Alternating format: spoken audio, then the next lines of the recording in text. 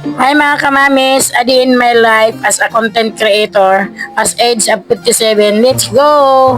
Mga kamamis, nag-prepared pala ako ng ng sibuyas, kamatis. Yan, pumila ko ng 50 pesos na baboy, yung giniling, at saka dalawang balot na lamang ilulutuin ko para sa amin tanghalian.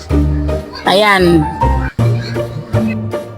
Sa sobrang aga mga kamamis, no, naghugas muna ako ng mga plato, yung mga baso, pinagkainan ng aking mga anak.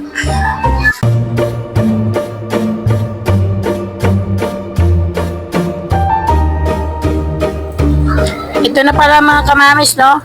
Maghuhugas na tayo ng ng alamang kasi mag-alas 10 na, magtatanghalian na. Yan, hugasan na natin yung alamang. Kailangan maayos ang paghuhugas ng alamang na yan bago lutuin. Ayan. Ito na nga mga kamami, inayos ko na paghugas ng alamang bago natin maluto, para kasi maganda sa ating kalusugan.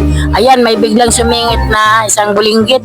Pinabili ko ng asukal. Sinunod ko na pala ang baboy at saka sinalang ko yung kawali, nilagyan ko ng mantika at para magisa na.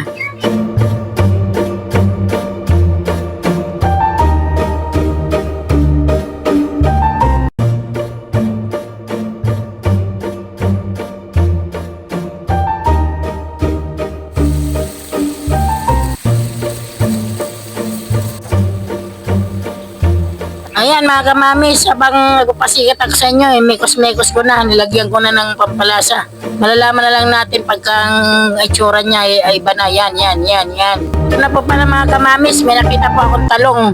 Bagay partner sa atin alamang ng niluto. Ayan, hinugasan ko na. Yan. Okay na ito mga kamamis, luto na to, sunog na. Ayan mga kamamis, sobrang sarap, magluto na rin kayo, may anghang.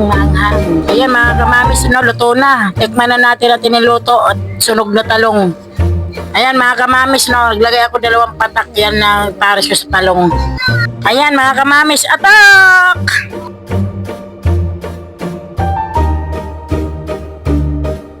Ay mga kamamis, bye-bye!